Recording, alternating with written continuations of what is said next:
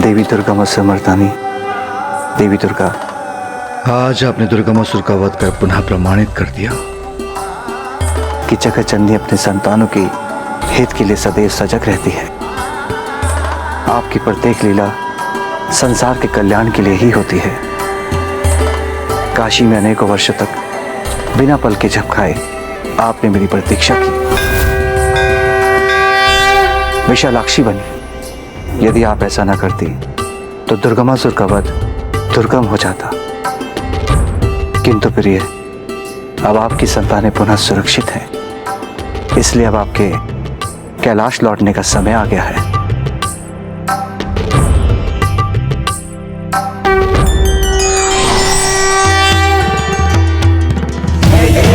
शक्ति आनंद भवानी, अम्बा जगदम्बा महारानी, जय शिवरात्रि जय सुहासिनी। अंततः इन दुष्ट असुरों के अंत के उपरांत माँ अपने मूल रूप में प्रकट हुई हैं। अर्थात अब ब्रह्मांड में सर्वत्र शांति स्थापित होगी और मुझे कैलाश में माँ के हाथों के मोदक खाने का सुख प्राप्त होगा भैया। अच्छा गणेश, असुरों की चिंता दूर होते ही तुम भोजन की चिंता में पड़ गए। चिंता तो होगी ना भैया, किंतु इस चिंता में इस बार मैं भी डूबा हुआ हूँ गणेश। मुझे भी माँ के हाथों के पकवान खाने की अत्यधिक लालसा हो रही है और मुझे पूर्ण विश्वास है कि कल कैलाश लौटते ही माँ हमारी ये इच्छा अवश्य पूर्ण करेंगी। ओह, तब तो बहुत आनंद आएगा भैया। और वैसे भी गणेश, कल तो माता का जन्म दिवस भी है।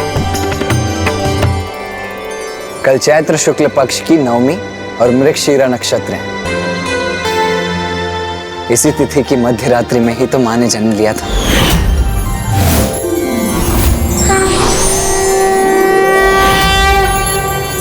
तब तो कल माँ के जन्म दिवस के उपलक्ष्य में बहुत बड़े उत्सव का आयोजन करेंगे हम भैया।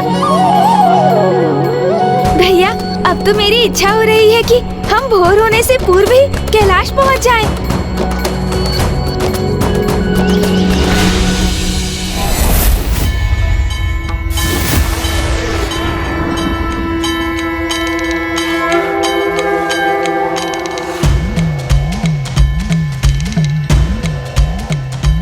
संसार में अपना गृह, अपना निवास ही वो स्थान है जहां पहुंचकर सर्वाधिक सुख का अनुभव होता है।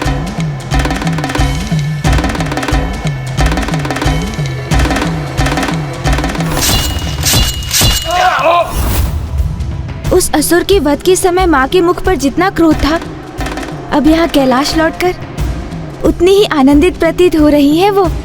हाँ गणेश, और जब हम उन्हें उनके जन्म दिवस की बधाई देंगे तब तो और भी प्रसन्न हो उठेंगी माँ। किंतु भैया, आपसे पूर्व बधाई मैं दूंगा उन्हें। नहीं नहीं गणेश, बधाई माँ को तुमसे पूर्व तो मैं ही दूंगा।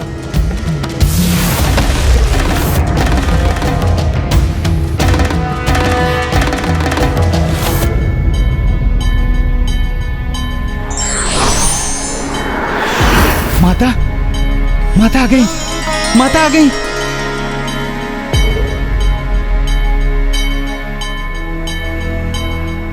माँ, मुझे कुछ अत्यंत विशेष बात करनी है आपसे। माँ, आप मेरी बात सुनिए, क्योंकि वो तो उससे भी अधिक विशेष है।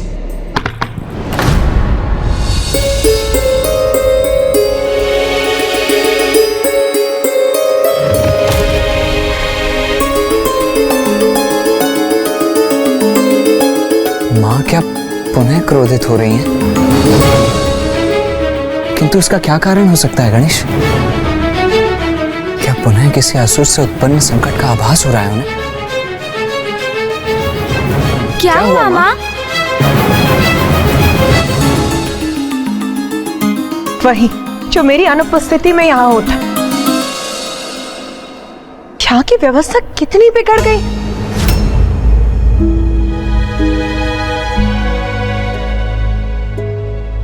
ये क्या कह रही है माँ?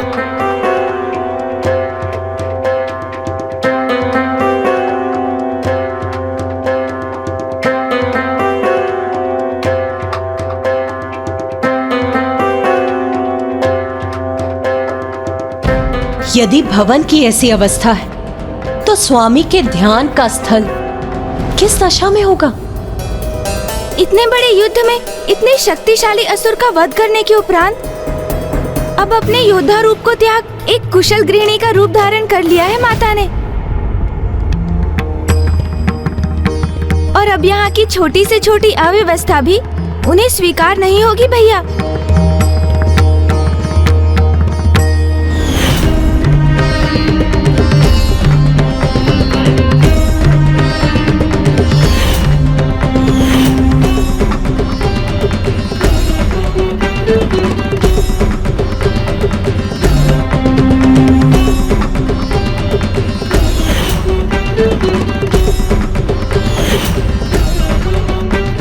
तो मेरा अनुमान उचित था। यहाँ तो कोई स्वच्छता नहीं, सब कुछ कैसा बिखरा पड़ा है। हाँ, स्वामी अपना ध्यान कैसे करेंगे?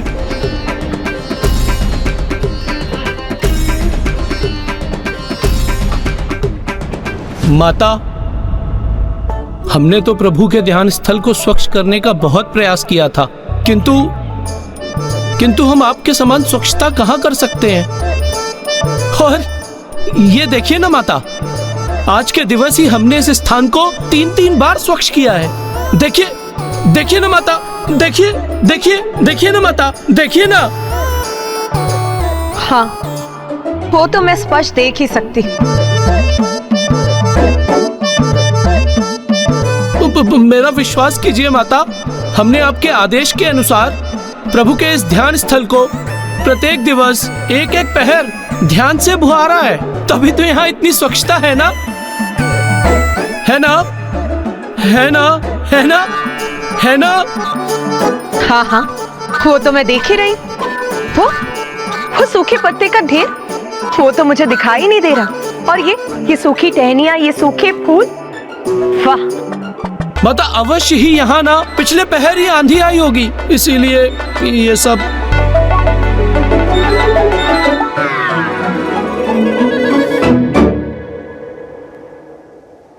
कोई बात नहीं नंदी जी, अब मैं आ गई हूं ना, अब मैं सब संभाल लूं।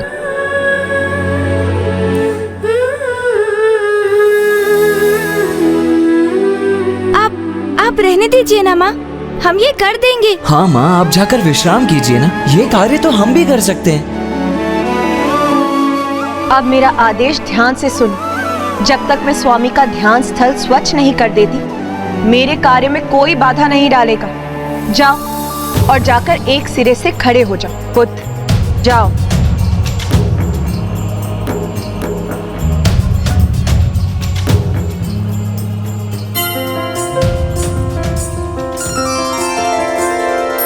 देवी जिसने चंड मुंड दानव संहारे, नारी बन के आज स्वयं घर को भी संवारे।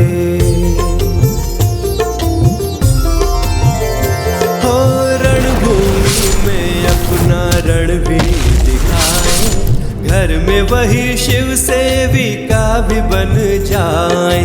आंचल से अपने माँ आसन को पोछे, प्रेम और श्रद्धा से प्रभु को बिठाए।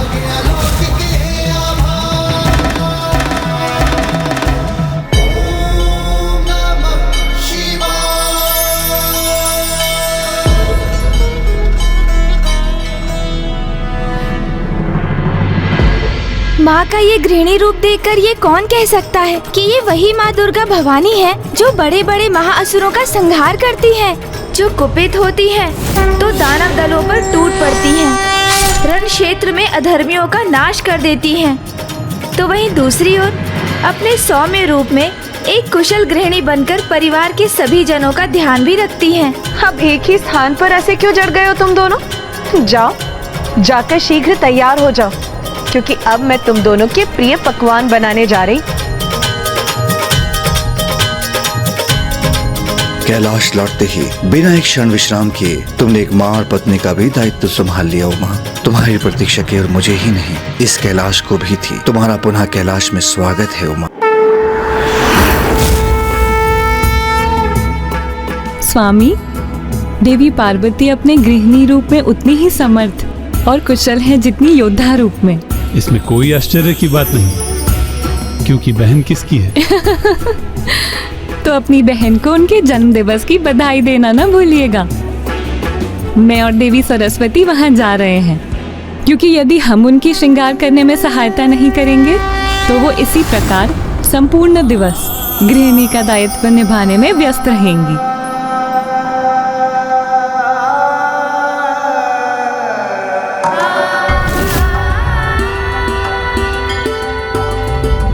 जाने दीजिए ना भैया, मैं छोटा हूँ ना आपसे। हाँ हाँ अनुज गणेश, मैं बड़ा हूँ तो ये अधिकार भी मेरा है। क्या हुआ अनुज गणेश? हाँ, आप बड़े हैं इसलिए आपका आदेश नहीं टाल सकता मैं। मुझे माँ को सर्वप्रथम बधाई देने की इच्छा तो बहुत थी, किंतु आप ही जाइए भैया। आपका अनुज गणेश पीछे ही रहेगा। ठीक है अनुज गणेश, जाओ।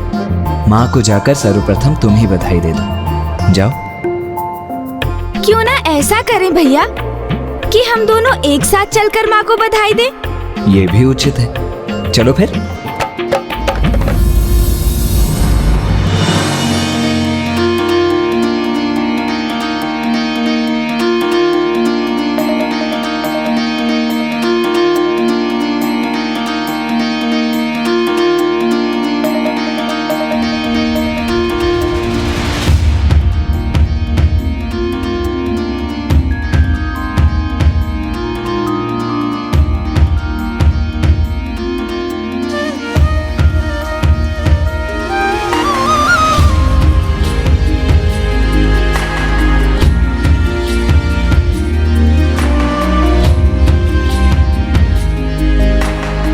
माँ तो यहाँ स्थित होकर भी पिताश्री की सेवा का ही विचार कर रही हैं भैया।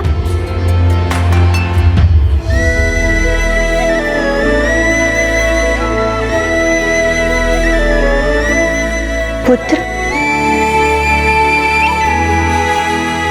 माँ, आप इतनी चिंतित क्यों प्रतीत हो रही हैं? मुझे ऐसा क्यों प्रतीत हो रहा है जैसे मैं कुछ भूल गई। एक बहुत बड़ी बात भूल रही हैं आप। क्या? यही माँ कि आज आपका जन्म दिवस है। किंतु हम नहीं भूले माँ, हमें याद था और इसीलिए हमने आपकी सर्वाधिक प्रिय गुड़ की खीर बनाई है। जन्म दिवस की बहुत बहुत बधाई हो माँ। मेरी ओर से भी आपको जन्म दिवस की बहुत बहुत बधाई माँ।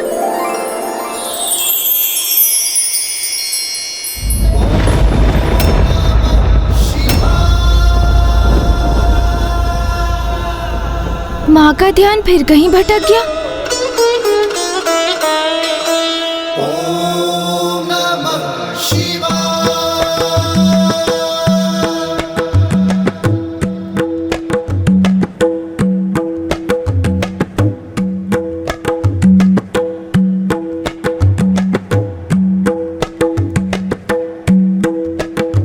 ये तो बहुत अच्छा हुआ कि बुआ जी और मामी जी भी माँ के जन्म दिवस के उपलक्ष्य में यहाँ आ गईं। अब उनका साथ पाकर माँ अवश्य आनंदित होंगी।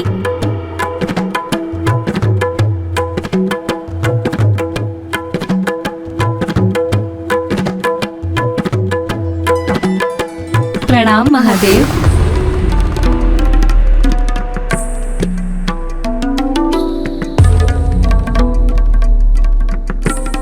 माँ का ध्यान तो पिताश्री में ही लगा रहता है, किंतु बुआ जी माता सरस्वती और मामी जी माता लक्ष्मी भी माँ को बधाई देने की पूर्व पिताश्री को प्रणाम करने चली गईं।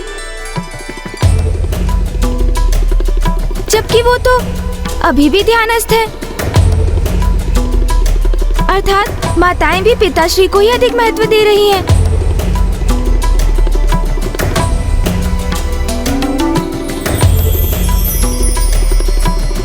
प्रणाम बुआ जी। प्रणाम मामी जी। कल्याण हो पुत्र।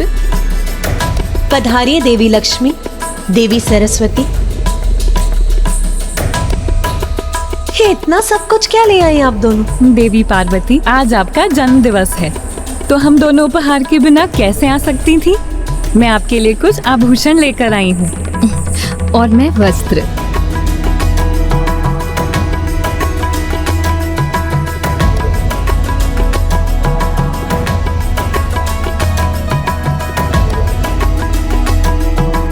आपके इन उपहारों के लिए आपको कोटि कोटि धन्यवाद। अब आप गृहस्थी के कार्यों से स्वयं को मुक्त कीजिए और तैयार हो जाइए, क्योंकि शीघ्र आपको जन्मदिन की बधाई देने के लिए अतिथिगण आते ही होंगे।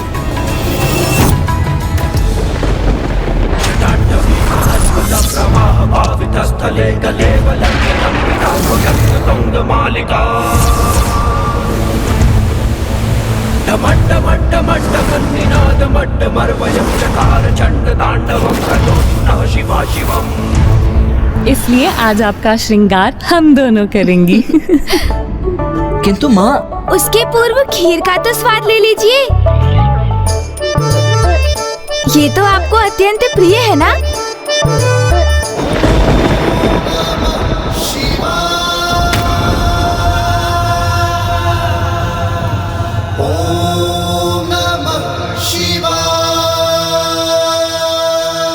माँ का ध्यान तो अभी भी कहीं और है।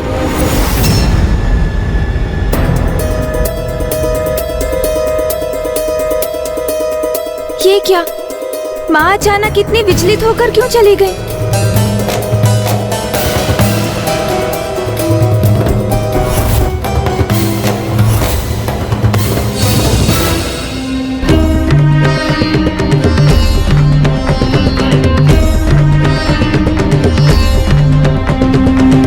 मेरा अनुमान उचित ही था। महादेव को आज मैंने कनेर के फूल तो अर्पित किए ही नहीं थे।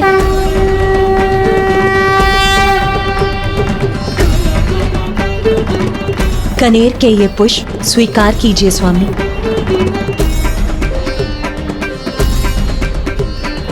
देवी पार्वती के लिए तो महादेव की पूजा ही सर्वोपरि है।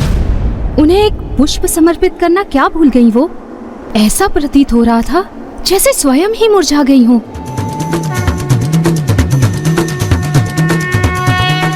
पिताश्री के लिए पूर्ण रूप से समर्पित है माँ। उनका कोई भी कार्य अधूरा नहीं छोड़ती।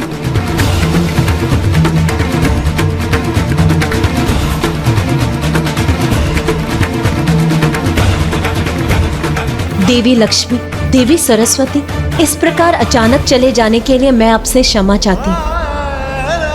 वास्तव में स्वामी को धतूरे, अलसी, चमेली, हरसिंगार, बेल के साथ कनेर के पुष्प भी अति प्रिय हैं, जो मैं भूल गई थी, इसीलिए अब वहीं उनके निकट रखने गई थी। माँ, खीर।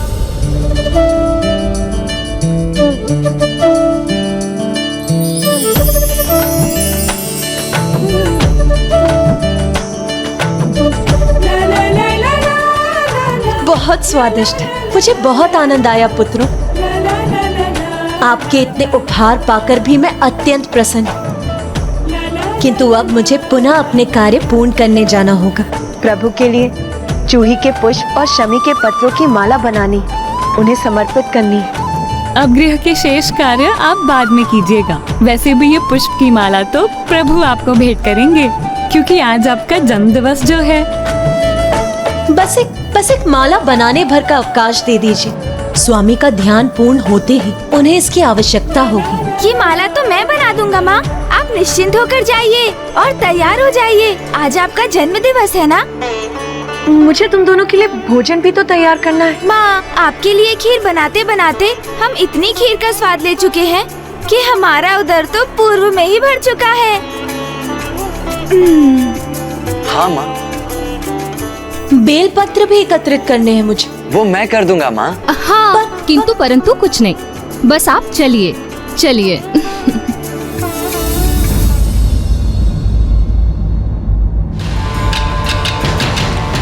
अब किस विचार में डूब गए अनुज गणेश? शीघ्र ही अतिथि यहाँ पहुँच जाएंगे। उसके पूर्व हमें कैलाश की सज्जा भी तो करनी है। भैया आप चलिए, मैं शीघ्र ही ये माला बनाकर आता हूँ।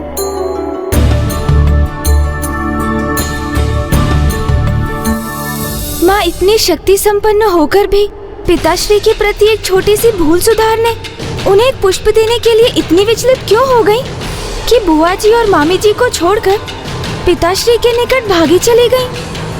माँ आदि शक्ति है वो, फिर भी पिताश्री को लेकर वो एक साधारण गृहिणी का ही आचरण क्यों करती है?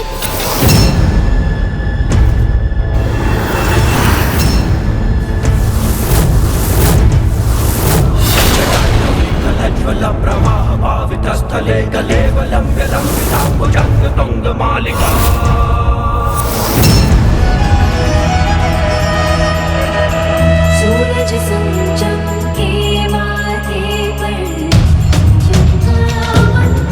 टीका, ऐसी शोभा देखती सृष्टि आनंद का रंग फीका। केशों के जुड़े सजाए पृथ्वी के सारे उड़ान, अब से कैलाशपति की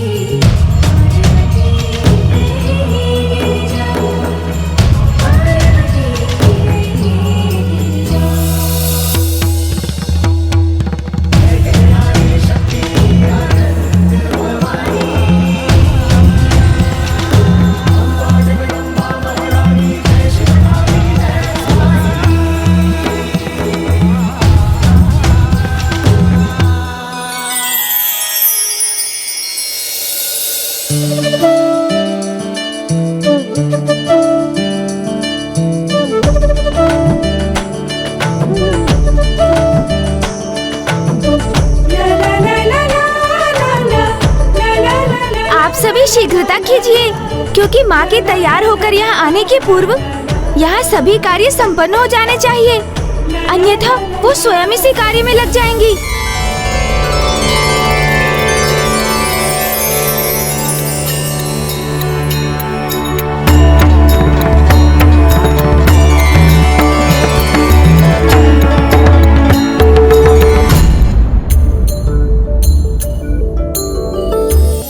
सभी कार्य उचित प्रकार से करो।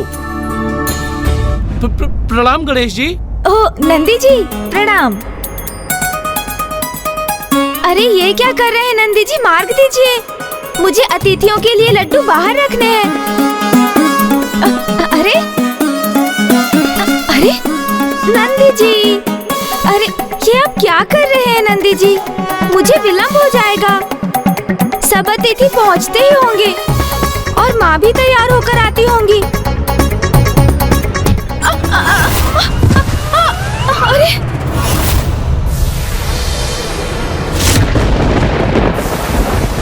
लीजिए, हो गया कल्याण।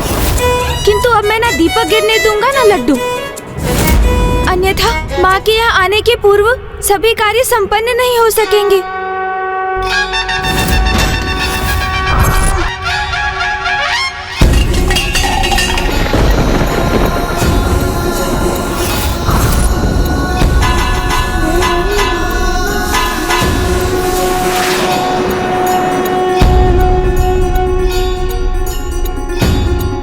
नहीं नंदी जी, आप वहाँ से मत हिलिए, मुझे इन्हें सुरक्षित स्थान पर पहुँचाने दीजिए। माँ के जन्म दिवस पर किसी भी प्रकार की अव्यवस्था नहीं होनी चाहिए। आज माँ के जन्म दिवस के उपलक्ष्य में कई अतिथिगण कैलाश की ओर आते होंगे।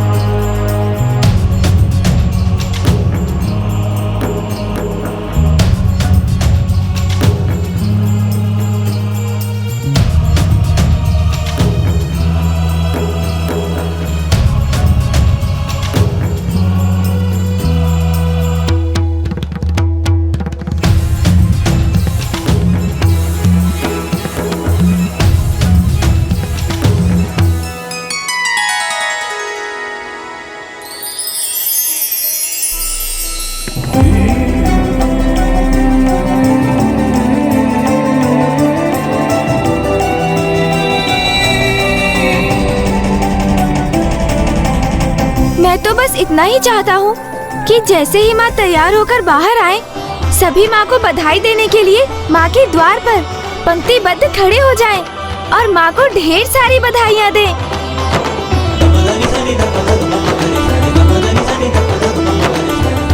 ये क्या, सभी देवगण भी माँ के जन्म दिवस पर भी सर्वप्रथम उन्हें बधाई देने के स्थान पर पिताश्री को ही प्रणाम करने के लिए पंक्ति में करबद्ध होकर खड़े हैं।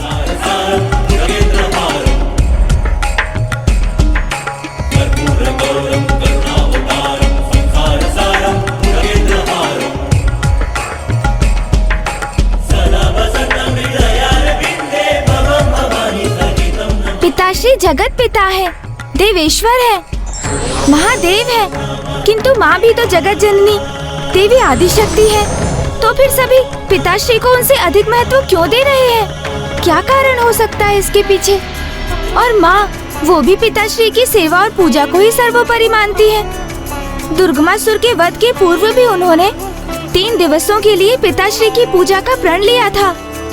माँ संसार को अनेक विकट संकटों से रक्षित कर उसे संभालती है और पिताश्री तो अधिक समय ध्यानस्थ ही रहते हैं।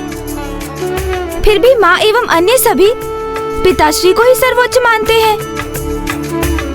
जिस प्रकार सर्वप्रथम मेरी पूजा होने के पीछे एक कारण है, उसी प्रकार पिताश्री प्रभु महादेव के भी सर्वाधिक महत्वपूर्ण होने का भी कोई न कोई कारण तो अवश्य ही होगा।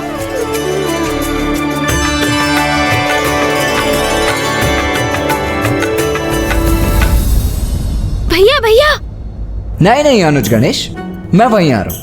देखो अनुज गणेश, चाहे जो भी हो, माँ को पिताश्री की पूजा के लिए ये बेल पत्र तो मैं ही जाकर दूंगा। तुम कोई अन्य सेवा सोच लो। आपसे सेवा का अधिकार लेने नहीं आया हूँ मैं भैया, मैं तो बस अपनी किसी जिज्ञासा को शांत करने आए हो, है ना? तो पूछो अनुज गणेश, क्योंकि तुम्हारी प्रत्येक उलझन को सुलझाने में मैं तुम्हारा अग्रज ही तो तुम्हारा सहायक बनता हूँ, नहीं? संकोच मत करो अनुज गणेश, पूछो, क्या पूछना चाहते हो? भैया, पिताश्री तो अधिक समय ध्यान में ही लीन रहते हैं।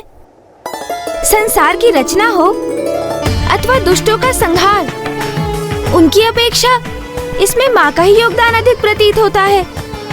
और मामा जी श्री हरि नारायण, सृष्टि के पालनहार, फूफा जी ब्रह्मदेव सृष्टि के सृजन करता है। फिर भी सभी पिताश्री को ही सर्वोच्च स्थान पर क्यों रखते हैं भैया?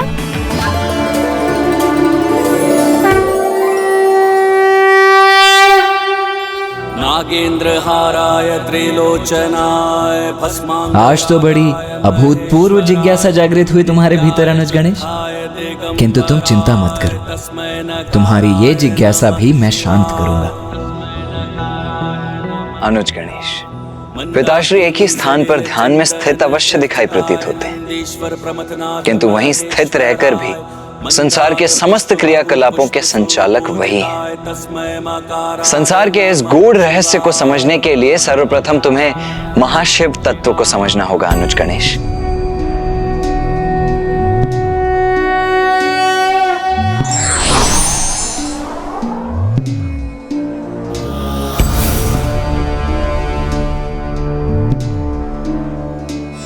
जब भी कैलाश में कोई उत्सव का क्षण आया है, कोई ना कोई संकट सदा ही उत्पन्न हुआ है। मेरे नामकरण के समय जो विघ्न मायावी रूप धरकर आया था, वो था दुष्ट सिंदूरा। माँ पिताश्री के पुनर्विवाह के समय भी विघ्न आया। उस शुभ घड़ी में जो दुष्ट कैलाश में अपना अधिकार स्थापित करने आया, वो था दंभासुर। तो क्या इस बार भी कोई मात्र पिताश्री के दर्शन करने नहीं, अपितु सृष्टि के लिए संकट बनने आ रहा है? स्थले कलेवलम्ब्य लम्बिताम्बुजंग तुंग मालिका।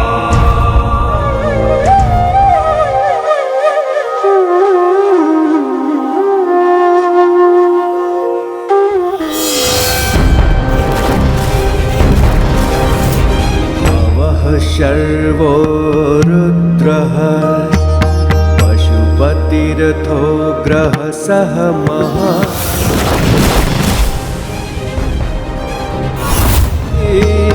यद्विधानाष्टकमिदम् अनुष्मिना प्रत्येकम् प्रविचरति देवश्रुतिरपि मे प्रणिहित नमस्योऽस्मि भवते।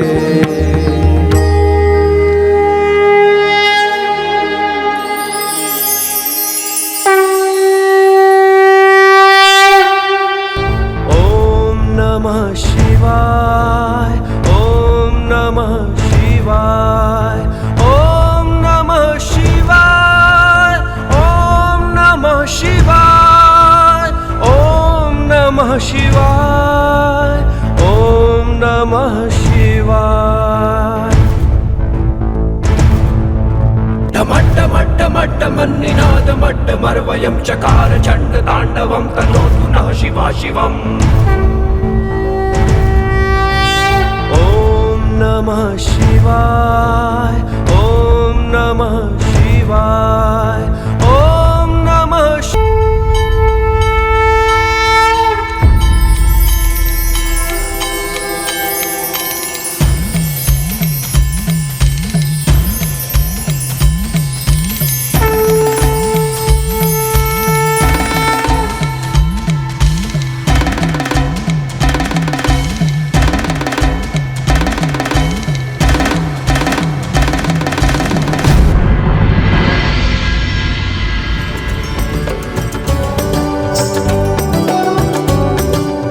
अनुज गणेश, मैंने अभी जिस स्रोत का उच्चारण किया उसके अनुसार शर, भव, रुद्र, उग्र, भीम, पशुपति, महादेव और ईशान जगत पिता शिव की अष्टमूर्तियां हैं।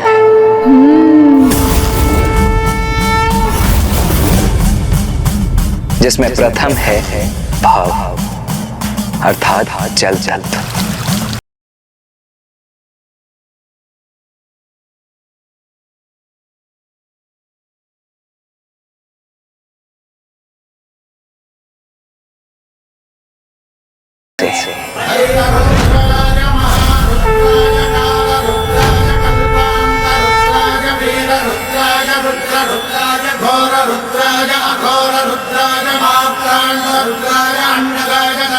अष्टमूर्तियों में तृतीय है रुद्र अर्थात अग्नि तत्व।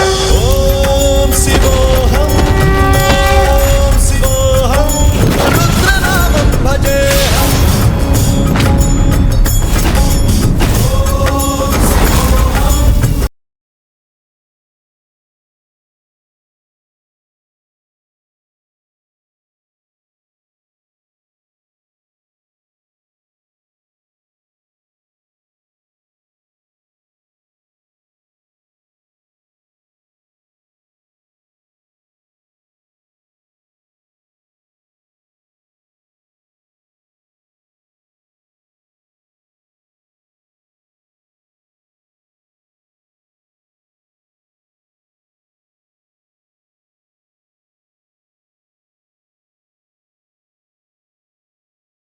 षष्ठम है महादेव, महादेव, महादेव।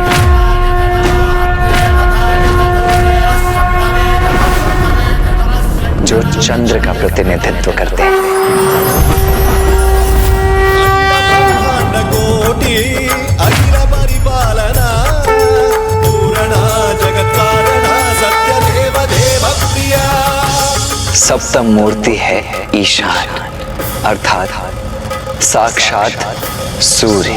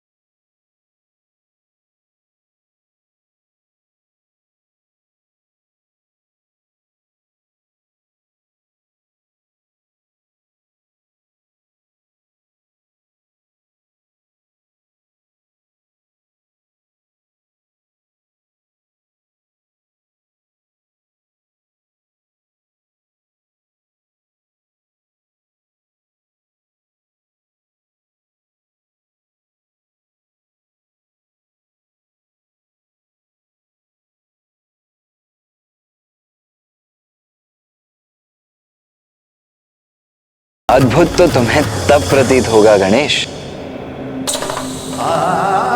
जब तुम प्रभु शिव की महिमा को पूर्ण रूप से समझोगे। वो परम शक्ति, वो परम ऊर्जा जो सर्वव्यापी है, जो समस्त ब्रह्मांड का संचालन करती है, वो अपनी संपूर्ण स्थिरता में शिव ही तो है।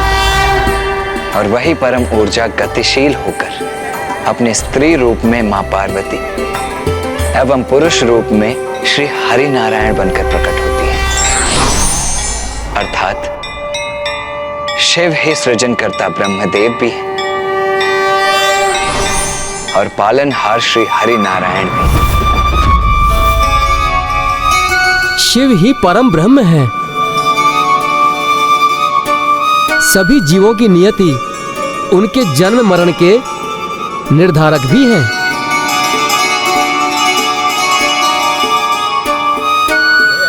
मां ने जब सृष्टि के कार्यों का निर्धारण किया तो ब्रह्मदेव को जन्म, विष्णुदेव को पालन और महादेव को संहार का दायित्व सौंपा। किंतु संहार के देवता होकर भी कोई महादेव से भयभीत नहीं होता, वरन हृदय से उन्हें अपना आराध्य मानता है, क्योंकि महादेव मात्र संहारी नहीं वरन हर जीव के मर्म को समझते हैं। बिना कोई भेदभाव किए अपनी संतान मान उसकी कठिन से कठिन मनोकामना भी पूर्ण करने को तत्पर रहते हैं। मैं अल्पायु था और मेरी मृत्यु भी 16 वर्ष की आयु में होनी निश्चित थी, किंतु मेरे द्वारा की गई महादेव के पूजा के कारण ही यमराज भी मुझे अपने साथ ले जाने में असमर्थ रहे। मैं यमराज तुम्हारे प्राण हरने आया हूँ। मैं यमराज तुम्हारे प्राण हरने आया हूँ। भगवान शिव ने ही मुझे यमराज से रक्षित करके चिरंजीवी होने का वरदान दिया। तो उचित है, मैं वरदान देता हूँ कि आज के बाद मार्कंडे की आयु 16 वर्ष से अधिक कभी नहीं होगी। 16 इसलिए संपूर्ण सृष्टि और हम सभी इन्हीं से हैं। अच्छा, वहाँ शिव जी के बारे में बात कर रहे हैं। मैं भी उनके साथ सम्मिलित होकर कोई योगदान करता हूँ।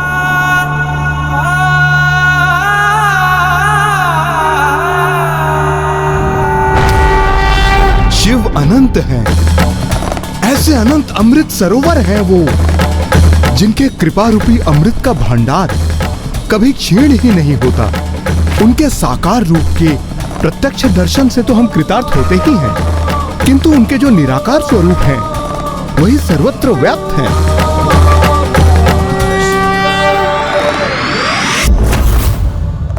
सृष्टि का आरंभ भी शिव है, अंत भी शिव ही है। सृष्टि के सृजनकर्ता, पालनहार, संहारक सभी तो शिव हैं। शिव ही प्रणव अर्थात ओम है, जो समक्ष ब्रह्मांड में गूंजते हैं। शिव ही वो दिव्य नार हैं, जिसके कारण समक्ष ब्रह्मांड गुंजायमान है। शिव ही वो स्वर है, जिनका हम श्रवण करते हैं, इसीलिए हम सब उन्हीं को भजते हैं।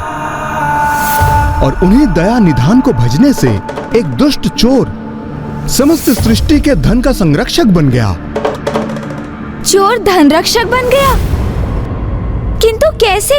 मैं कुछ समझा नहीं। गणेश जी, अपने प्रथम जन्म में मैं यागदत्त नामक एक ब्राह्मण था, जो उच्च कुल में जन्म लेने के उपरांत भी जुए तथा मादक पदार्थों के लत के कारण चौर्य कर्म करने लग गए।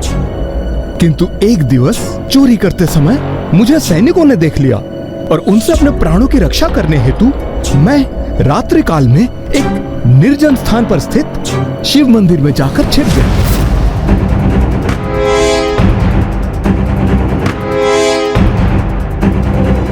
कहाँ छिपूं? हाँ, यहाँ छिप जाता हूँ। अवश्य यही कहीं छिपा होगा वो चोर।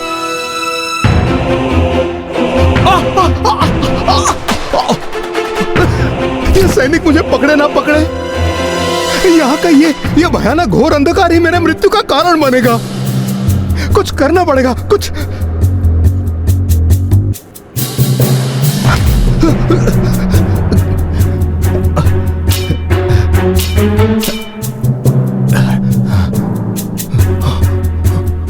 अब तो मेरी बस एक ही इच्छा है कि यदि वो सैनिक भी मुझे पकड़ ले तो भी मुझे दंड का कष्ट अधिक समय तक नहीं भोगना पड़े।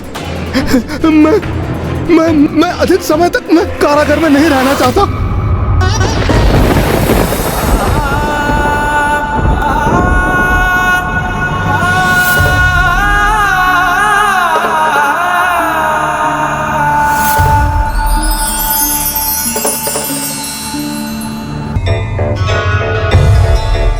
हे भोलेनाथ, ये आप क्या कर रहे हैं? आप उसे आशीर्वाद दे रहे हैं जिसने आपकी पूजा के लिए नहीं, मात्र अपनी रक्षा के लिए, अपना भय दूर करने के लिए तनिक प्रकाश उत्पन्न किया था। अज्ञानतावश ही सही, किंतु उसने मेरे मंदिर को प्रकाशित किया है और इसलिए मैं अपने मंदिर में दीपक प्रज्वलित करने के समान ही मानता हूं। इसलिए मैं उसकी इच्छा अवश्य पूर्ण करूंगा।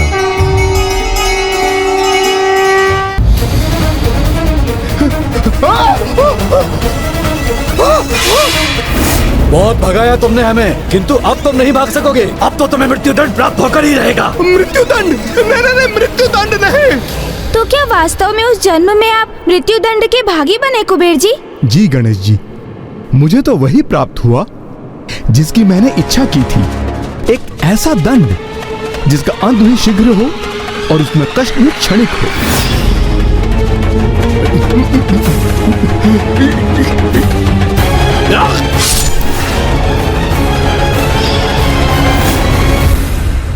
चलो, तुम्हारा यमलोक जाने का समय आ गया।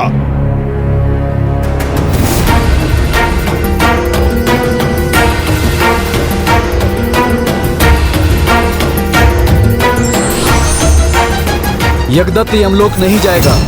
हम यमदूत हैं, यमराज जी की आज्ञा अनुसार ही इन्हें लेकर जा रहे हैं। हम शिवगढ़ हैं। हम प्रभु शिवशंकर की आज्ञा का पालन करने के लिए यहाँ उपस्थित हुए हैं। भोले बाबा ने इन्हें पुनर्जन्म देने का निर्णय लिया है।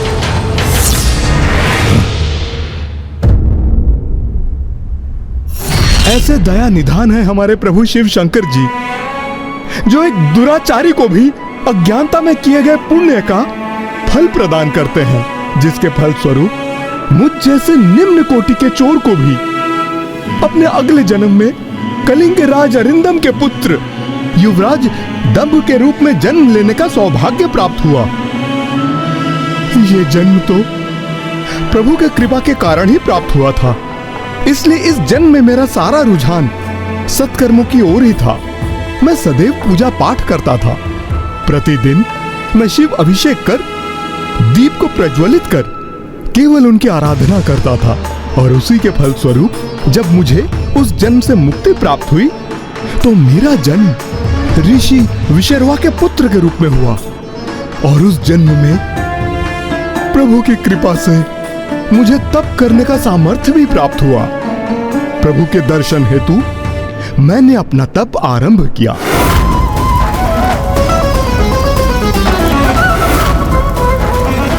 मेरे तप का प्रभाव बढ़ता ही जा रहा था। ओम नमः शिवाय, ओम नमः शिवाय, ओम नमः शिवाय, ओम नमः शिवाय, ओम नमः शिवाय। तुम्हारी तपस्या पूर्ण हुई वत्स, तुम्हारी तपस्या पूर्ण हुई वत्स।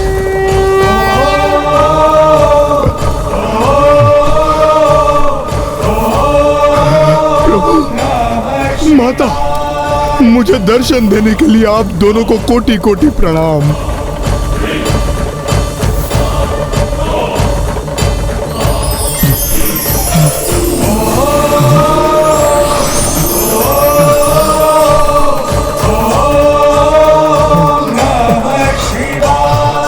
वत्स, वरदान मांगो। अपने कठोर तप के परिणाम स्वरूप क्या चाहते हो तुम? प्रभु, मेरी तो एक ही इच्छा थी कि मुझे स्वयं आपके दर्शन प्राप्त हो। और आपने तो मुझे माता के साथ दर्शन देके धन्य कर दिया। प्रभु, धन्य कर दिया।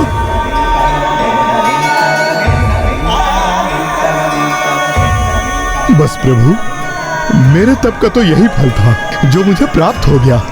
ये तप तो तुमने स्वर्णिम रंग के धधकते लावे में खड़े होकर किया है, और स्वर्ण कर तो धन भी होता है। इसलिए वत्स कुबेर, मैं तुम्हें संसार के समस्त धन के संरक्षक बनने का वरदान देता हूँ।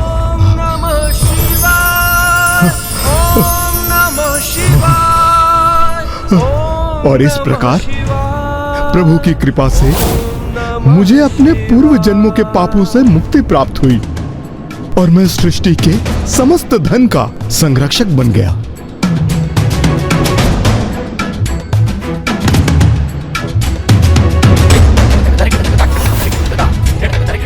किंतु इसके लिए आपने भी तो अत्यंत कठोर तप कर महादेव को प्रसन्न किया था कुबेर जी। गणेश जी, जो तप माता लक्ष्मी ने किया था उसके समक्ष मेरा तप तो कुछ भी नहीं था, क्योंकि उन्होंने अपने यज्ञ में आहुति के रूप में स्वयं अपने ही अंग को प्रस्तुत किया था। उससे भी बड़ी परीक्षा तो मेरे प्रभु श्री हरि नारायण ने दी थी, अपने कमल नयन को प्रभु को अर्पित कर। भ्राता श्री हरि नारायण और देवी लक्ष्मी ने भक्ति का ऐसा अनूठा और श्रेष्ठ उदाहरण प्रकट किया है जिसे संसार कभी भूल नहीं सकेगा।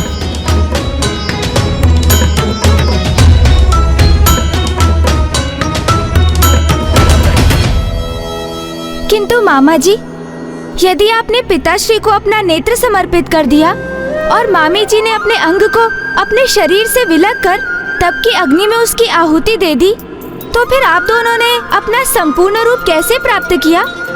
ये सब तो प्रभु महादेव की ही लीला थी पुत्र गणेश। उन्हीं की कृपा से हमें पुनः पूर्णता भी प्राप्त हुई थी।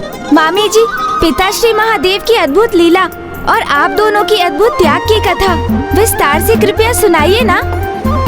देवी लक्ष्मी, क्यों ना आप अपने तप की कथा सुनाकर गणेश की जिज्ञासा को शांत करें। अवश्य स्वामी, तभी तो पुत्र गणेश को ज्ञात होगा कि आपके कारण इतना कठोर तप क्यों किया था मैंने। मामा जी श्री हरि नारायण के कारण?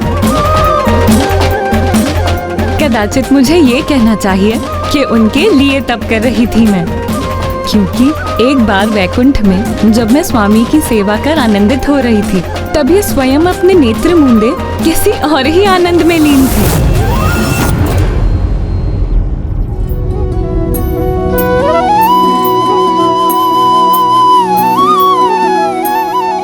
स्वामी, अपने नेत्र मूंदे किसका ध्यान कर रहे हैं आप, जिसका आनंद आपकी दिव्य मनोहर मुस्कुराहट बनकर प्रकट हो रहा है?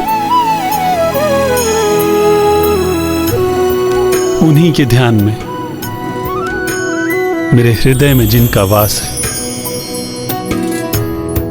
समझी, आप तो मेरे ही ध्यान में डूबे हैं। आपके हृदय में तो मैं ही वास करती हूँ ना।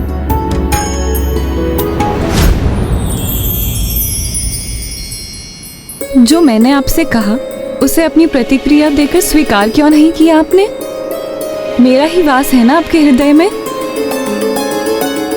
स्वामी, आप अब भी शांत हैं? आपका निरुत्तर होना मुझे विचलित कर रहा है। कहिए ना प्रभु कि मैं ही आपकी हृदयवासिनी हूँ। यदि आप स्वयं कुछ नहीं कहेंगे तो मुझे अपने हृदय में झांक कर देखने की अनुमति देनी होगी आपको। मैं भी तो देखूं, यदि वो मैं नहीं तो फिर कौन मेरे स्वामी के हृदय में स्थित है?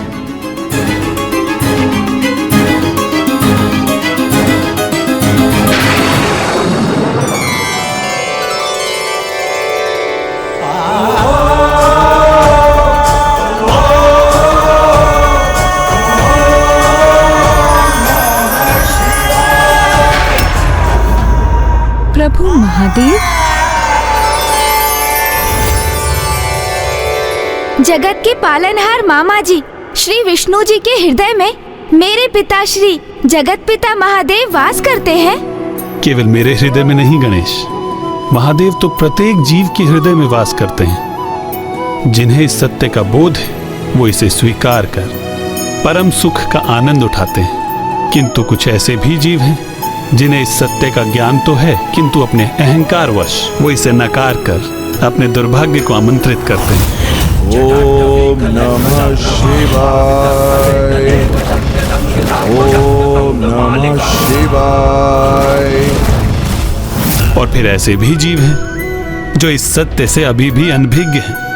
उन्हें तो इस परम सत्य का ज्ञान होना अभी शेष है। किंतु यदि आपके हृदय के एक भाग में पिताश्री का वास है, तो अवश्य दूसरे भाग में मामी जी का ही वास होगा। मुझे भी ऐसा ही प्रतीत हुआ था पुत्र गणेश, किंतु मुझे विश्वास है स्वामी कि आपके हृदय की शेष भाग की स्वामिनी तो मैं ही होंगी। आपके हृदय में बसे महादेव के तो दर्शन हो गए, अब शेष भाग में भी देखने की आज्ञा दीजिए मुझे स्वामी।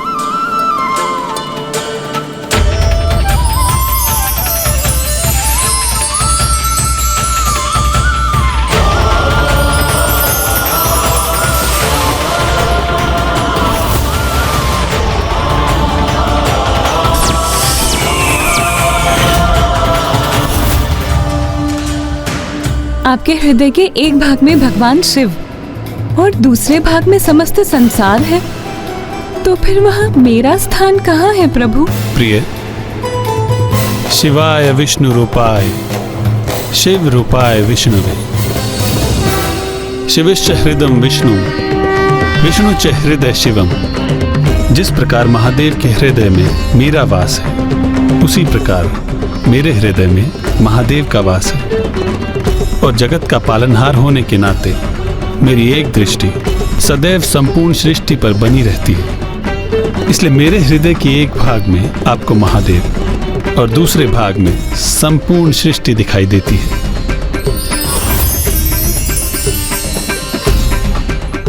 किंतु मेरे साथ ऐसा अन्याय क्यों स्वामी? सहभागिनी हूँ मैं आपकी, आपके हृदय में मेरा विशेष स्थान होना चाहिए। मैं इस अधिकार से वंचित क्यों हूँ स्वामी? मुझे अपने हृदय में स्थित होने का, अपनी हृदयवासिनी बनने का वरदान दीजिए स्वामी। प्रिय, यदि मैं ऐसा कर सकता तो अवश्य करता, किंतु ये वरदान तो केवल भोलेनाथ ही दे सकते हैं, क्योंकि मेरा ये हृदय तो सहस्त्र वर्षों से केवल महादेव की भक्ति में ही लीन है। मेरे इस हृदय पर मुझसे अधिक अधिकार तो महादेव का है।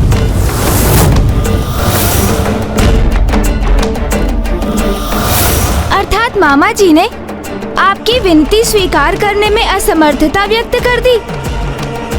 फिर क्या हुआ मामी जी? फिर क्या था, स्वामी के मुख से इन वचनों का श्रवण करते ही स्वामी के हृदय में स्वयं को स्थापित करने के अधिकार को प्राप्त करने के लिए मैं कैलाश की तराई में स्थित एक भव्य मंदिर में तप करने चली गई कि महादेव को प्रसन्न कर सकूं और उनसे ये वरदान प्राप्त कर सकूं।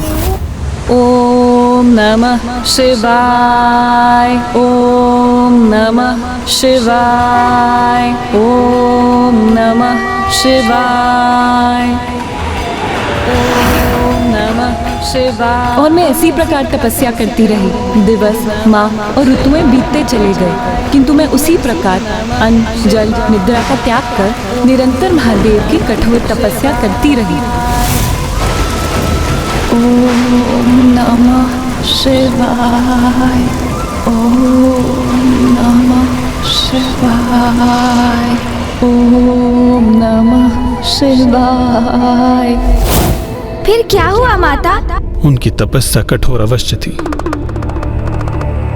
किंतु देवी लक्ष्मी अपने दृढ़ संकल्प पर स्थिर रही और सहस्त्र वर्षों तक अनेकों कष्ट सहकर अपनी तपस्या में लीन रही। ओम नमः शिवाय, ओम नमः शिवाय।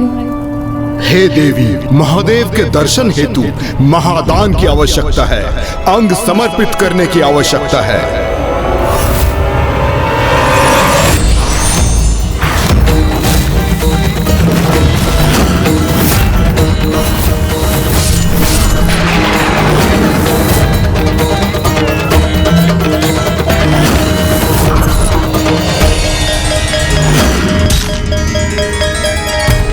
ओम नमः शिवाय।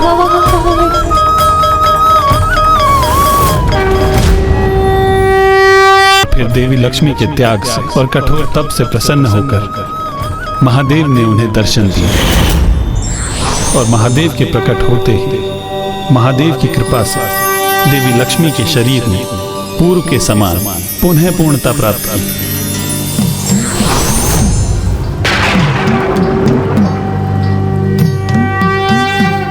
महादेव, हे प्रभु, हे महादेव, आपके दर्शन पाकर मैं धन्य हो गई। देवी लक्ष्मी, मैं आपके अत्यंत कठोर तप से मैं अति प्रसन्न हुआ। कहिए मुझसे क्या वरदान चाहती हैं आप? प्रभु, कोई भी पत्नी इससे अतिरिक्त और क्या चाहेगी कि उसके पति के हृदय में उसका वास उसी प्रकार हो जिस प्रकार उसके स्वयं के हृदय में उसके पति का स्थान होता। किंतु महादेव, जब आप दोनों ही एक दूसरे के हृदय में वास करते हैं तो मेरे स्वामी के हृदय में मेरे लिए स्थान कहाँ? इसीलिए प्रभु, मेरी तो एक ही इच्छा है कि मैं मेरे स्वामी की हृदय वासिनी बन सकूं और उनके हृदय में एक विशेष स्थान प्राप्त कर सकूं। तथास्तु, तथास्तु, तथास्तु। जिस प्रकार आपके हृदय में श्री हरि का वास है, उसी प्रकार मुझसे भी पूर्व उनके हृदय में आपका ही स्थान होगा। उनके हृदय में आपका ही स्थान होगा। उनके हृदय में आपका ही स्थान होगा। चंद्र भी पूर्ण हो गया बन के माथे की शोभा, त्रिलोचन त्रिकाल की जग में लागे अलौकिक ये आभा। और इसीलिए संसार में आपका एक और नाम प्रचलित होगा, विष्णु बक्षु विभूषणी। विष्णु बक्षु विभूषणी अर्थात जो प्रभु विष्णु के वक्ष की आभूषण है, जो उनके हृदय में ही वास करती है। मुझे ये वरदान देने के लिए आपका कोटि कोटि धन्यवाद प्रभु। और आज मैं भी ये घोषणा करती हूँ, जो भी ओम विष्णु वक्षु विभूषणी मंत्र का जाप करेगा उसके गृह में सदा मेरा वास होगा।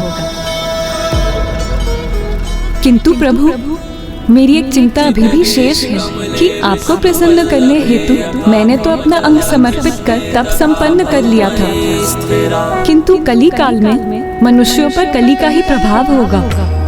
वो मोह माया से ग्रस्त आत्म प्रेम में मुग्ध रहेंगे, तो आपको प्रसन्न करने हेतु वो अंग समर्पित कैसे करेंगे प्रभु? इसीलिए प्रभु, कलयुग में भी आपके भक्त आपको प्रसन्न कर सके, इसका कोई सरल मार्ग सुझाइए। देवी लक्ष्मी, इस यज्ञ अग्नि में दी हुई आपकी आहुति कदापि व्यर्थ नहीं जाएगी।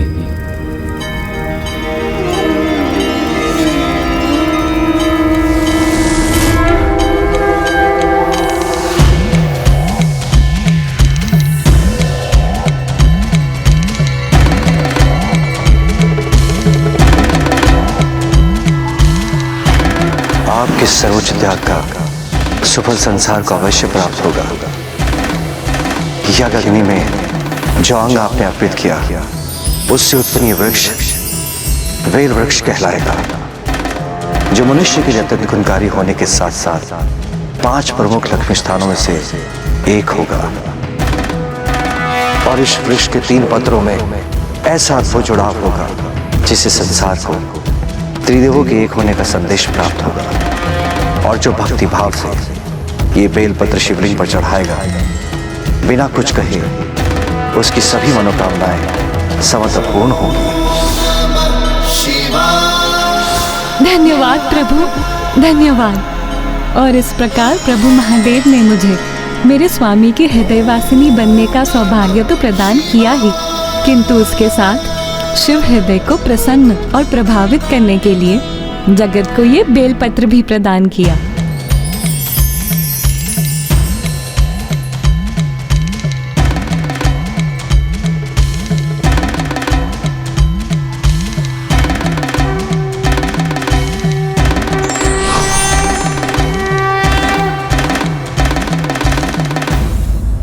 अर्थात पिताश्री ने जगत को उन्हें प्रसन्न करने का सरल उपाय दे दिया। उपाय सरल अवश्य है, किंतु इस सरल उपाय को करने के लिए भक्त के मन में सरलता का होना आवश्यक है, अन्यथा महादेव की परीक्षा इतनी सरल कैसे हो सकती है? एक ऐसी ही परीक्षा मुझे भी देनी पड़ी थी, श्रद्धा, धैर्य और निष्ठा की परीक्षा। कैसी परीक्षा मामा जी? क्या इसी परीक्षा हेतु आपको अपना कमल नयन दान में देना पड़ा था? मुझे बताइए ना मामा जी, क्या हुआ था?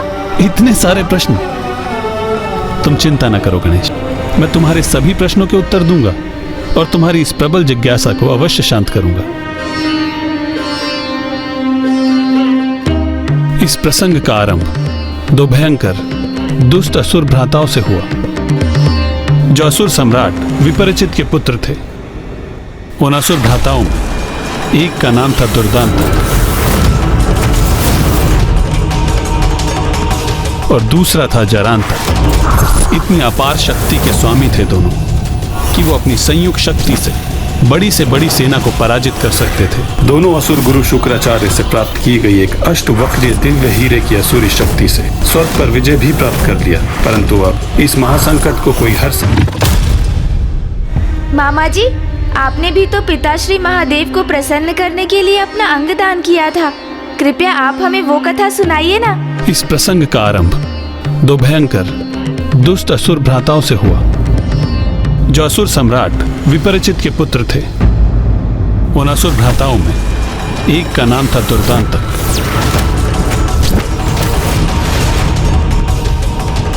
और दूसरा था जरांतक। इतनी अपार शक्ति के स्वामी थे दोनों कि वो अपनी संयुक्त शक्ति से बड़ी सेना को पराजित कर सकते थे। और उन दोनों के एक साथ आने से न केवल उन दोनों की अपितु उनके शस्त्रों की भी शक्ति बढ़ जाती थी।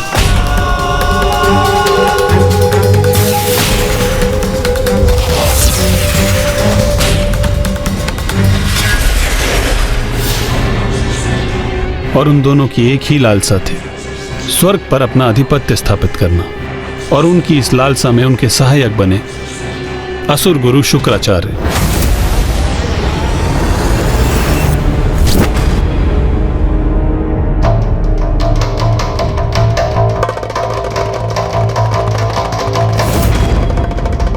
प्रणाम असुर गुरु शुक्राचार्य।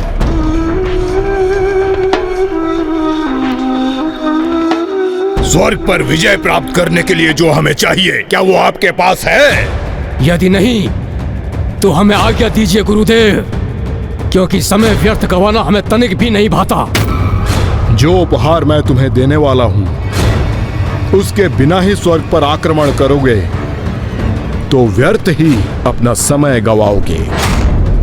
अच्छा, तो हमें शीघ्र ही बताइए, क्या है वो? बताइए बताइए, वो क्या है जिसको पाने के बाद हम स्वर्ग पर विजय प्राप्त कर सकते हैं?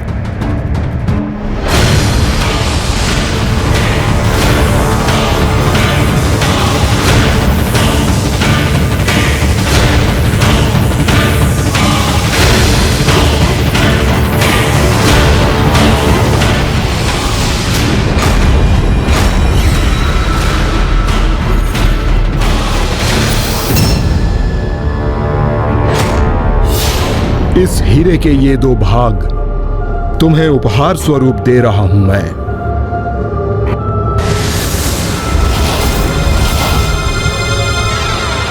ये कैसा परिहास कर रहे हैं गुरुदेव? हीरा, वो भी दो भागों में विभाजित, ये दे रहे हैं आप हमें? इसका हमें क्या लाभ? गुरुदेव, शायद आप भूल रहे हैं, हम असुर हैं, असुर, देवता नहीं। रक्त का लाल रंग ही हमें भाता है, वही बनता है हमारा आभूषण। ये हीरे और मोती नहीं। मूर्ख, ये आभूषण नहीं, वो अचूक उपाय है जिसकी सहायता से तुम देवताओं को पराजित कर सकोगे। ये वो स्थान है जिसमें तुम्हारी संपूर्ण सेना सुरक्षित रहेगी। ये वो छल है जिसे देवता कभी भेद नहीं सकेंगे।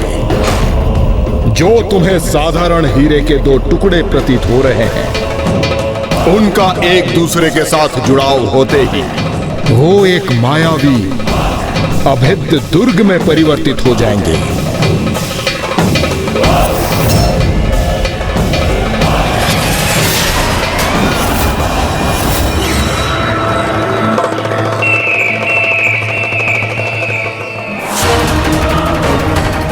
ये अष्टकोणीय दुर्ग देवताओं पर 8 गुना प्रहार करेगा। ये तुम्हारी विजय हेतु, ये तुम्हारी अजय शक्ति बनेगी। वाह गुरुदेव वाह, ये छल तो अति उत्तम छल है। किंतु गुरुदेव, देवता भी तो अनेक प्रभावशाली शक्तियों के स्वामी हैं, तो क्या वो इसे नष्ट नहीं कर सकेंगे? कोई नष्ट नहीं कर सकता इसे, ना कोई देवता ना कोई महादेवता। ये एक अद्वितीय शक्ति है। ऐसे ही अस्त्र की प्रतीक्षा थी हमें गुरुदेव। अब प्रतीक्षा की घड़ियां समाप्त भ्राता, अब विलंब कैसा? चलो अब देवताओं को स्वर्ग से बाहर धकेलने का समय आ गया है।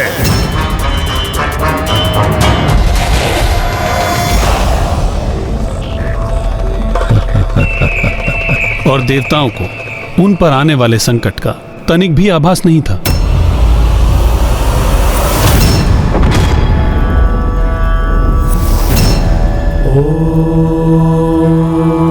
स्वस्ति न इंद्रो वृद्धश्रवाः स्वस्ति नः पूषा विश्ववेदाः स्वस्ति नस्ताक्षरो अरिष्टनेमिः। ये ध्वनि कैसी है? कहीं कोई असुरी शक्ति तो नहीं है जो हमारा यज्ञ भंग करने हेतु यहाँ आई है? ये हीरे के आकार का अष्टकोणीय विचित्र भवन कहीं हमारे लिए संकट तो नहीं उत्पन्न करने वाला? किंतु इसका स्वामी कौन है और इसका प्रयोजन क्या है?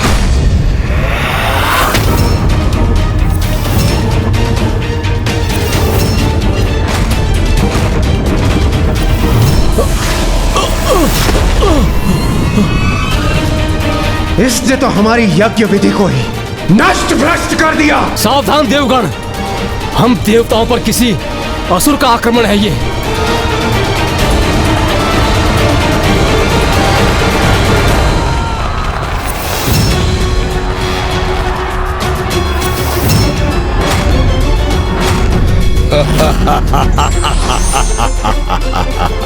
कैसा मायावी भवन है? कौन है यह असुर? प्रतीत हो रहा है कि हमने आपके कार्य में विघ्न डाल दिया।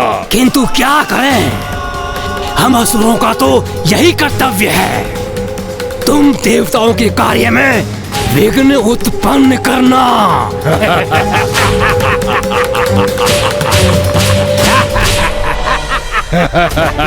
इस अष्टकोणीय भवन में कहाँ स्थित है ये असुर?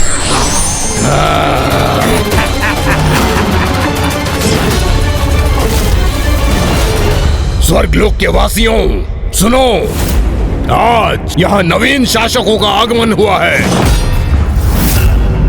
और तुम सबका हित इसी में है कि तुम हमारी अधीनता स्वीकार कर लो, अन्यथा तुम सबका सर्वनाश होगा। दुष्टासुर, हमें आतंकित करने का प्रयास मत करो।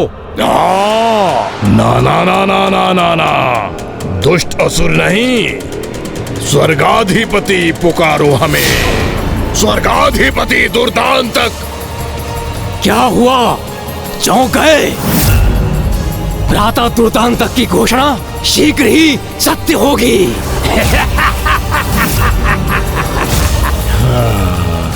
भ्रम है ये तुम्हारा, तुम्हारे स्वप्न में ही सत्य हो सकती है तुम्हारी ये घोषणा।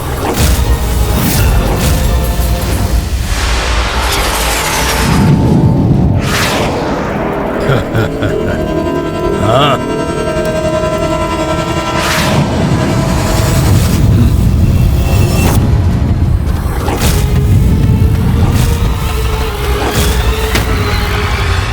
जिस प्रकार तुम यहाँ आए हो उसी प्रकार उल्टे पांव यहाँ से लौट जाओ, अन्यथा तुम्हारे असुरों की जो चित्कार तुमने सुनी है वही चित्कार तुम्हारे मुख से भी निकलेगी।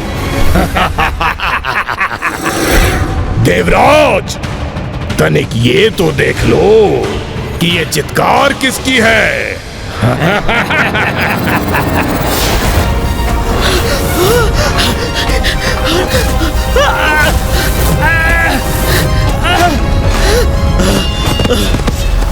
दुष्टासुर, तुम्हारी इस माया का उचित दंड दूंगा मैं तुम्हें।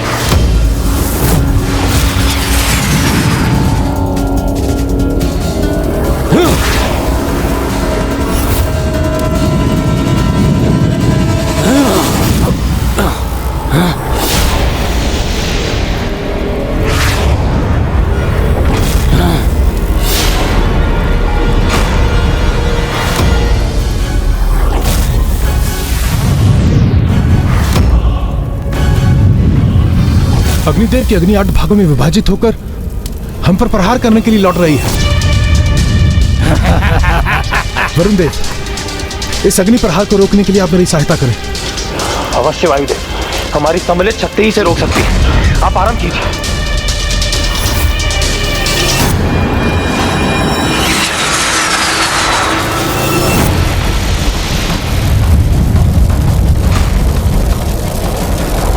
कैसी अष्टकोणीय आकृति है ये, जिसके कारण मेरा वार असुरों के स्थान पर देवताओं को ही कष्ट पहुंचाने लौट पड़ा। चिंता मत कीजिए देवगण, मैं अभी अपनी वज्र की शक्ति से इस अष्टकोणीय दुर्ग भवन को ही नष्ट कर देता हूं।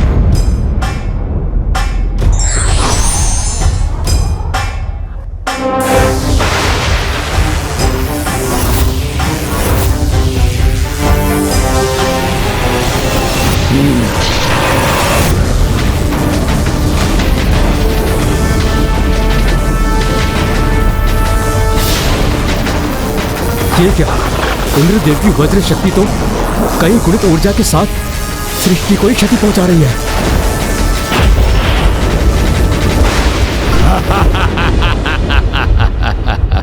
देवराज, ये भवन तो आपके वज्र के प्रहार से भी नष्ट नहीं हुआ, इसने हमें और संकट में डाल दिया। आप उचित कह रहे हैं वायुदेव, इस प्रकार तो मेरी ये वज्र की शक्ति लौटकर समस्त सृष्टि का ही विनाश कर देगी।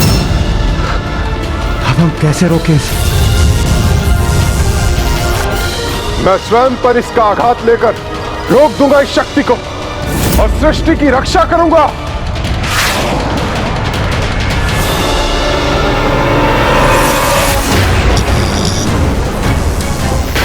सूर्यदेव ने देवराज की लौटती शक्ति को रोक तो लिया, किंतु उसके लिए उन्हें अपार कष्ट हो रहा होगा। सूर्यदेव, सूर्यदेव, संभालिए अपने आप को।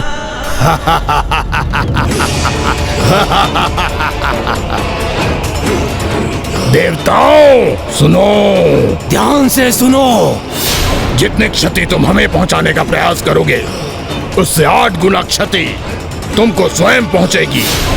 फिर तो हमें तनिक कोई भी श्रम करने की आवश्यकता नहीं है भ्राता दुर्दांतक, क्योंकि ये देवता तो स्वयं अपना विनाश सुनिश्चित करेंगे। हम पर वार करेंगे और स्वयं ही आहत हो जाएंगे। इसके पूर्व की तुम और दंडता करो। मैं तुम्हें और तुम्हारे इस भवन को, जिसका तुम इतना दंभ कर रहे हो, अपनी वायु प्रवाह से कहीं दूर भेज दूंगा।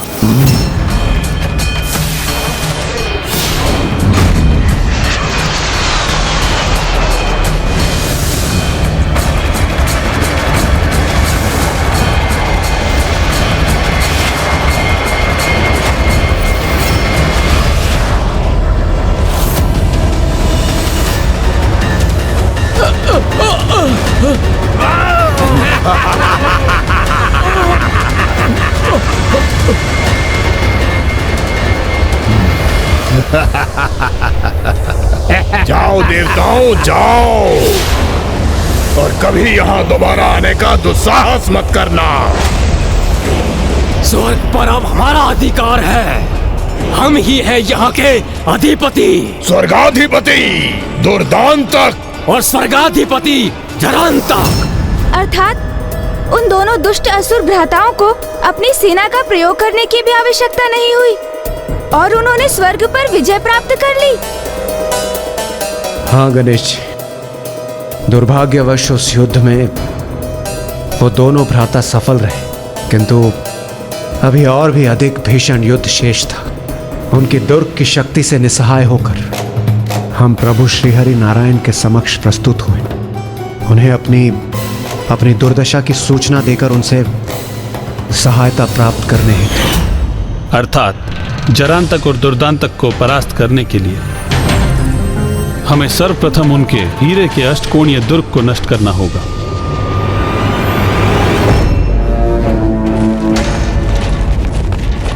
भ्राता दुर्दांतक, अब हम मात्र असुर जरांतक और असुर दुर्दांतक के नाम से नहीं, स्वर्गाधिपति जरांतक और स्वर्गाधिपति दुर्दांतक के नाम से विख्यात होंगे।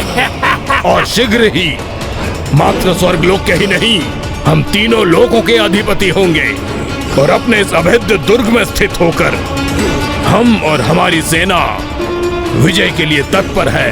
अब चाहे कोई भी देवी देवता हमसे युद्ध करने के लिए आ जाए, हमें रोकने में समर्थ नहीं होगा।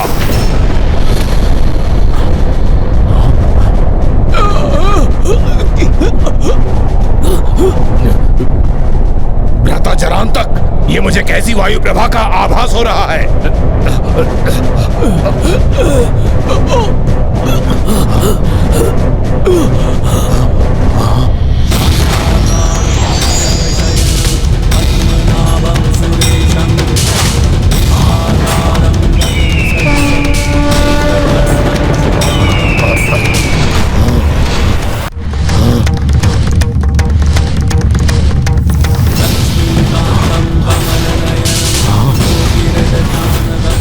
स्वयं विष्णुदेव वो यहां आ पहुंचे।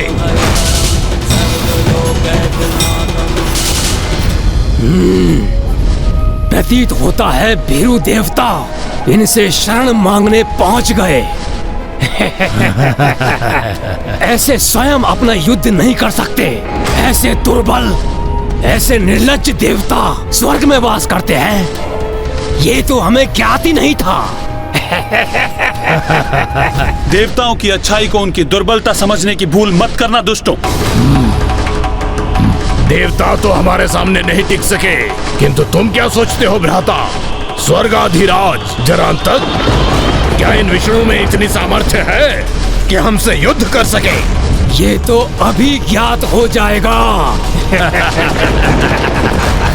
कितने उद्दंड हैं ये दुष्ट, जो सृष्टि के पालनहारे प्रभु श्री हरि नारायण के लिए ऐसे अपमानजनक शब्दों का प्रयोग कर रहे हैं। प्रभु के लिए कहे गए इन अपमानजनक शब्दों के लिए इन दुष्ट असुरों को सर्वप्रथम मैं ही दंडित करूंगा।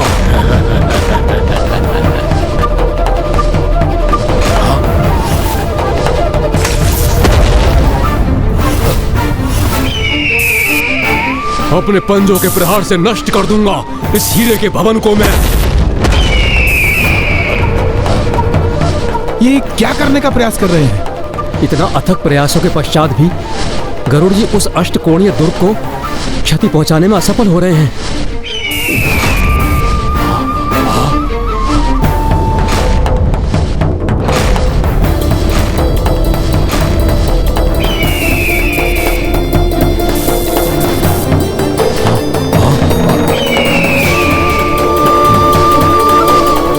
शांत हो जाइए गरुड़ जी, उत्तेजित होने का कोई लाभ नहीं। यदि हम इस दुर्ग को नष्ट नहीं कर सकते तो सृष्टि के बाहर अनंत अंधकार में अवश्य धकेल सकते हैं। आप इस दुर्ग के चारों ओर उड़ान भरिए।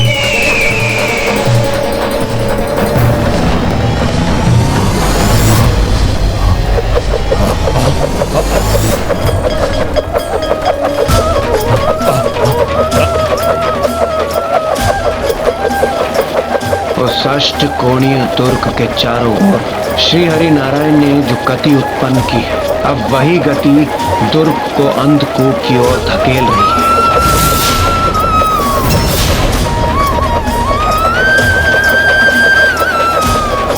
ये विष्णुदेव हमारे दुर्ग के चारों ओर उड़ान क्यों भर रहे हैं? हमारे समक्ष आकर हमसे युद्ध क्यों नहीं करते?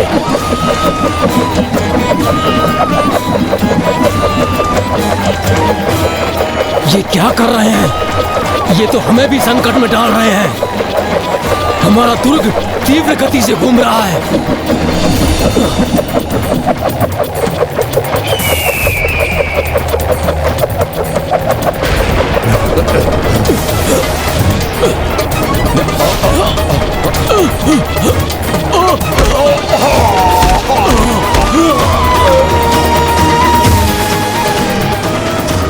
प्रभु श्री हरि नारायण ने इन दुष्टों को वहां भेज दिया जो इनका उचित स्थान है।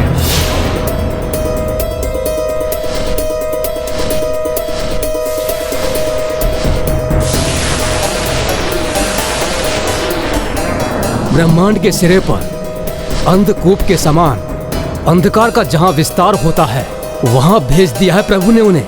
वहां जो भी प्रवेश करता है वो उसके अनंत अंधकार में सदा के लिए लुप्त हो जाता है। अब इन दुष्ट असुरों का भी यही परिणाम होगा।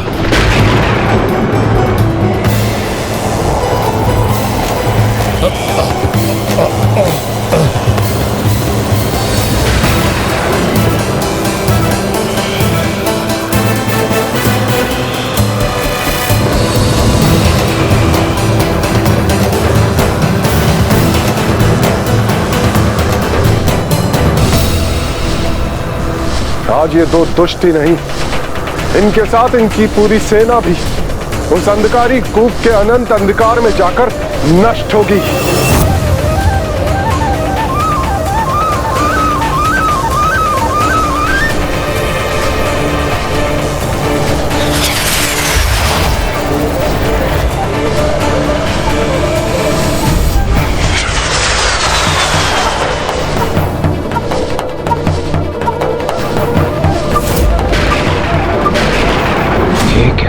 वो अंधकूप भी उस दुर्ग को कोई हानि नहीं पहुंचा सका। और अब तो इसकी गति और भी तीव्र है। आपका प्रहार तो विफल हुआ विष्णुदेव। अब आप हमारा प्रहार सहन कीजिए।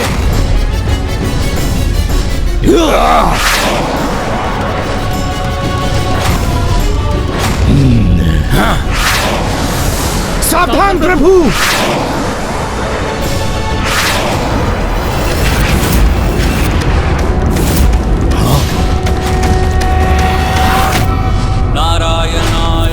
मंडनाय नारायणाय सकल स्थिति कारणाय नारायणाय भवभीति निवारणाय नारायणाय प्रभवाय नमो नमस्ते।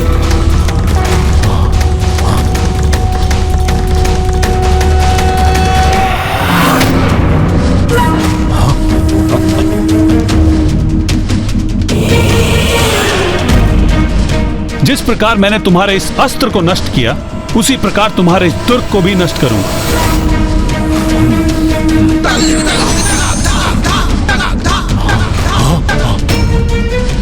अब इन दुष्टों का अंत अवश्य होगा, क्योंकि प्रभु श्री हरि नारायण का चक्र प्रहार कभी भी व्यर्थ नहीं जाता।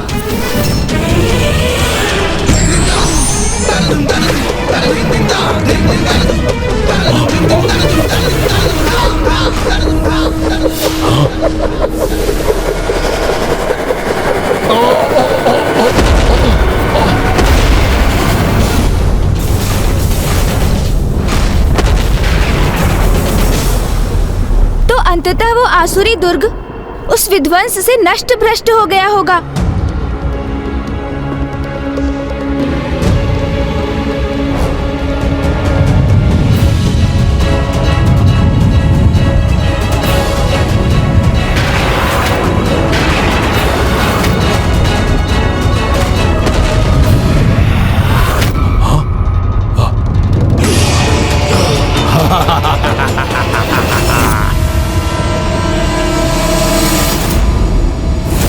मामा जी, ब्रह्मांड के समस्त अस्त्रों में श्रेष्ठतम है आपका वो नारायण चक्र, जो अत्यंत शक्तिशाली था, जो क्षण भर में शत्रुओं का विनाश करने में सक्षम था, जिसको क्षति पहुंचाना असंभव के समान था। वो भी उन असुरों के हीरे के दुर्ग के साथ टकराकर खंडित खंडित हो गया। हाँ पुत्र, कभी कभी किसी के वरदान और आशीष से प्राप्त अस्त्र असंभव को भी संभव बना देते हैं और शक्तिशाली दिव्य अस्त्रों को भी नष्ट करने में सक्षम होते हैं। किंतु फिर उन दुष्टों का सामना करने के लिए क्या उपाय शेष था आपके पास मामा जी?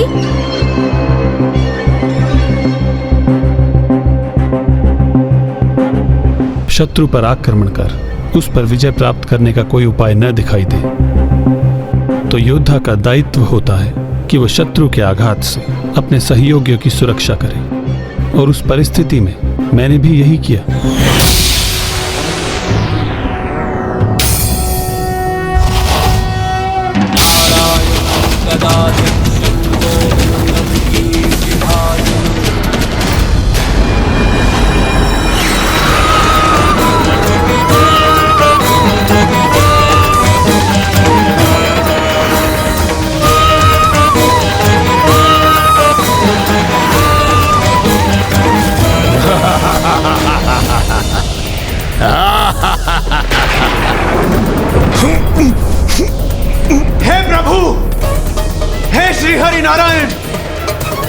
पालनहारे, हमारी रक्षा का कोई उपाय कीजिए प्रभु। जी प्रभु।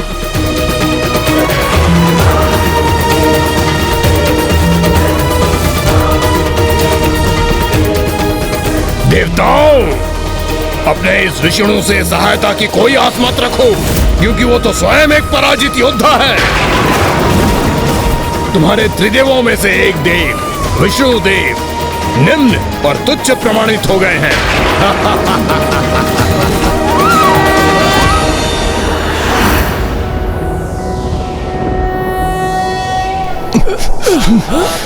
हे प्रभु, हे सृष्टि के पालनहारे, सुरेशं विश्वाकारं गगन सदृशं मेघवर्णं शुभांगं लक्ष्मीकान्तं कमलनयनं योगिहृदध्यानगम्यं वन्दे विष्णुं भवभयहरं सर्वलोकैकनाथम्।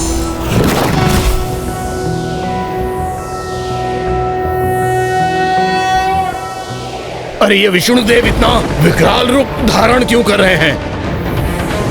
हाँ भ्राता, इनका ये स्वरूप तो हमारे असुर सैनिकों के साथ मुझे भी भयभीत कर रहा है। कदाचित हमें दुर्ग के भीतर जाकर स्वयं को सुरक्षित करना चाहिए।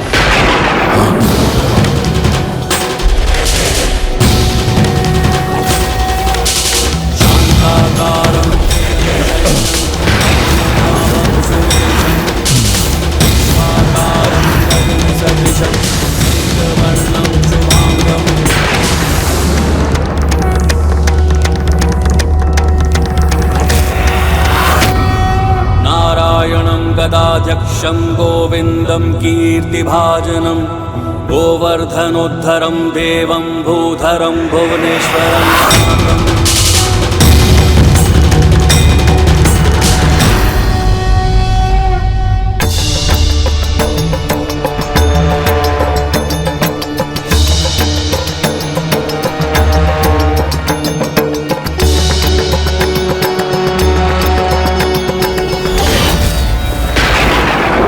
विष्णुदेव, हो जाइए क्रोधित, कर लीजिए आप अपना विकराल रूप धारण, लेकिन आप हमारे इस अभेद्य दुर्ग को ना ही भेद सकेंगे और ना ही कोई क्षति पहुंचा सकेंगे। बस बहुत हो गई तुम्हारी उदंडता।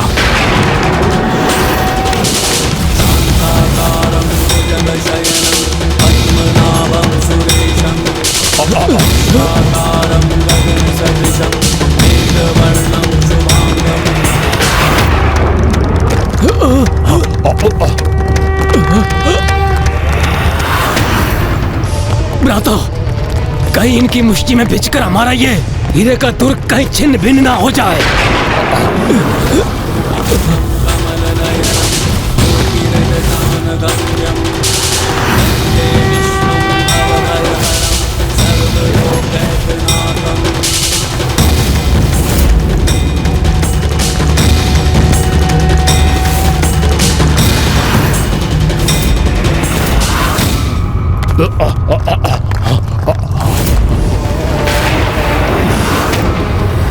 कहा था ना मैंने, आप हमारे इस दुर्ग को कोई क्षति नहीं पहुंचा पाएंगे।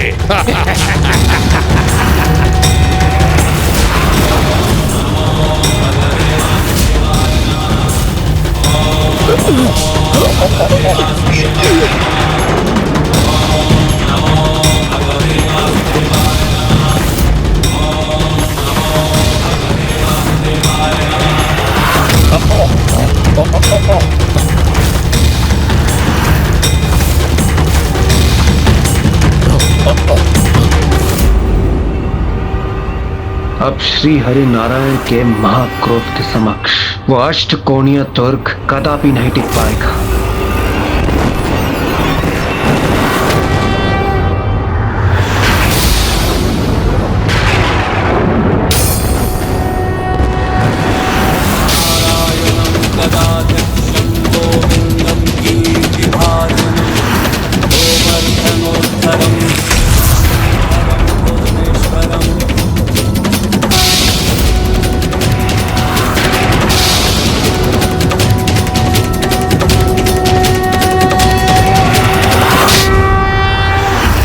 प्रभु श्री हरि नारायण, अपने क्रोध को त्याग दीजिए। शांत हो जाइए प्रभु, शांत हो जाइए। नहीं ब्रह्मदेव, जब तक मैं इस दुर्ग को नष्ट नहीं कर दूंगा मेरा क्रोध शांत नहीं होगा।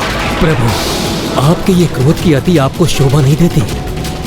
सृष्टि के पालनहार के क्रोध से कहीं सृष्टि पर ही विनाशकारी आघात ना हो जाए, कहीं पृथ्वी संकट में ना आ जाए।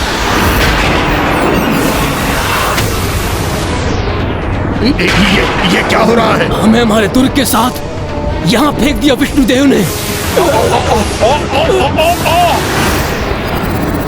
सृष्टि के पालनहार के क्रोध से कहीं सृष्टि पर ही विनाशकारी आघात ना हो जाए, कहीं पृथ्वी संकट में ना आ जाए।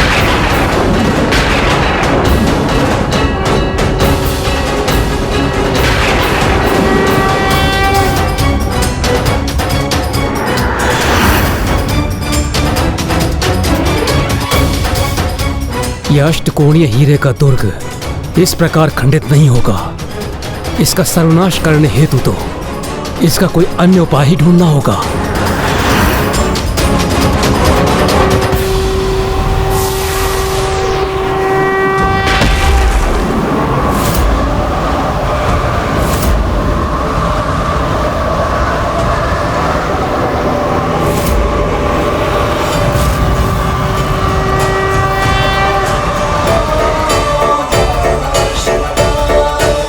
समाधान तो मेरे समक्ष है ब्रह्मदेव।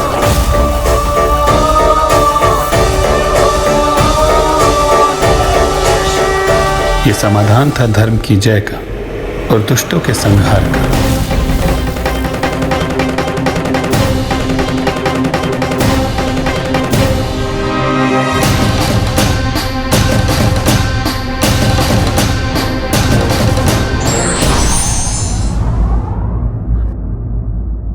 एक बहुत बड़ी विजयी के लिए कभी कभी छोटी पराजय का भी सामना कर लेना चाहिए।